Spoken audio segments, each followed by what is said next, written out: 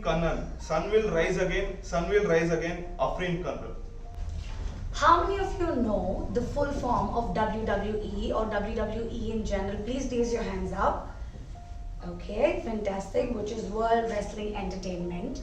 How many of you get excited and overwhelmed as soon as you see someone fight in that ring? Please raise your hands up. Yes, thank you. I like this answer. It gives me more satisfaction. So good morning, Toastmasters, fellow Toastmasters and guests. I'm sure after listening to these two questions, you think that I'm going to talk about fighting, wrestling, John Cena, but the answer is no.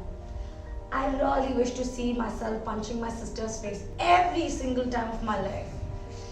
Believe me, as a kid, she was a boon to my life. But as growing up, she's turned out to be a curse of my life.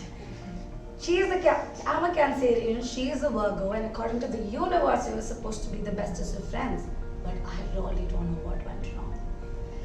Time passed by, and the day when she was supposed to be born was finally here. My parents and I were really excited, especially me, not just because I wanted to play with her, but also to share my family's ranting and frustration with her.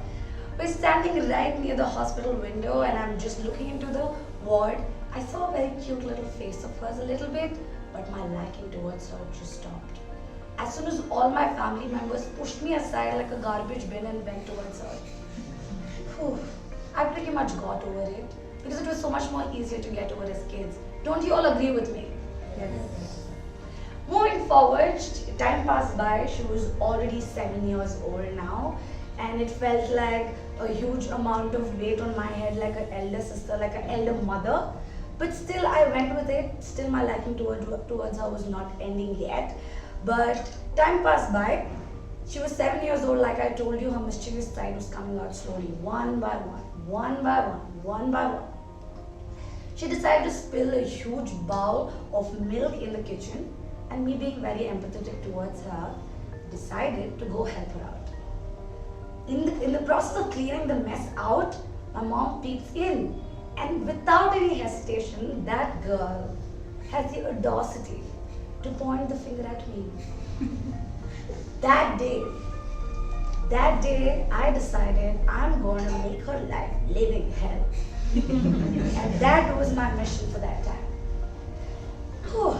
That from then on, one thing I realized was she might be all colors to my family, but for me, she was all dark. Believe me, guys, it's been the hardest time after that. Hating someone is not really easy, you know. But this one time, when we always still going in the process of hating each other, something really shocking happened.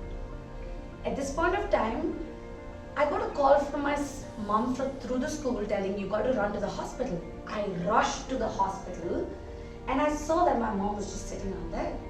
Like, I was really worried of what happened. I thought my mom was not well, but I heard my sister fell unconscious in school. And the doctor came running to her and told, your daughter has something called fits, which might be with her throughout her life. At that minute of time, my mom could be the angriest woman, but that day she broke down with crying. As soon as I looked at her as a kid, I just thought that, okay, I think I should just be sweet to her and she's sick. And I kept that thing throughout. But one summer evening, when I finished my dance competition and I ran towards my mom to tell her that how happy I was, I ate that dinner, I went back to the bed to meet my peaceful sleep. We both were sharing the bed and we all were asleep. Exactly at 12 a.m., I hear a sound, thud.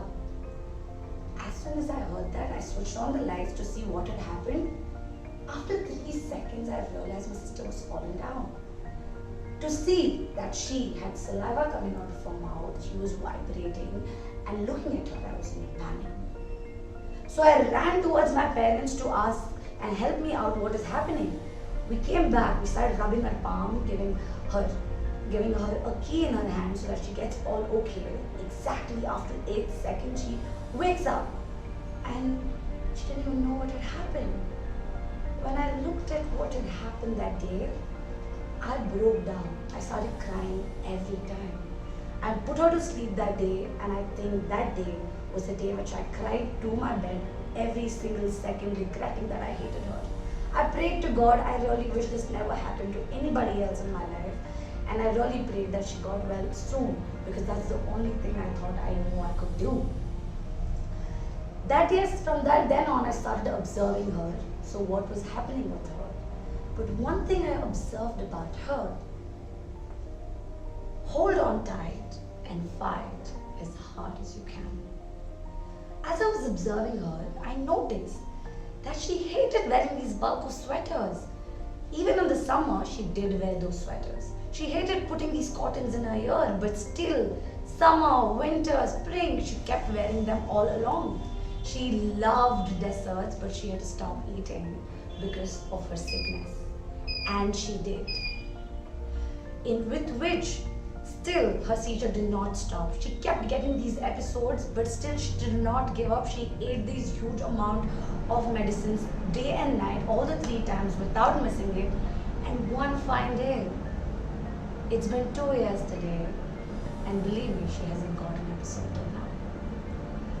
My heart was so filled, and I learned one lesson that day, which I would want to share it with all of you here.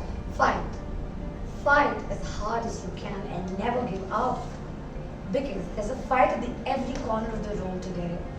Still, we gotta wake up every single day, scratching, clawing, jumping, running, to fight. To fight that depression, fight that anxiety, fight the fear of losing, fight that little voice that's telling you that you are not enough. Today I'm telling this because I see the most strongest people around me, and I'm sure we all are fighting through it. And if you are hanging in there, in that middle of the fight, believe me, you're there because you have not reached your limit yet. And you shall get there. And remember, even at the darkest night, the sun will rise again.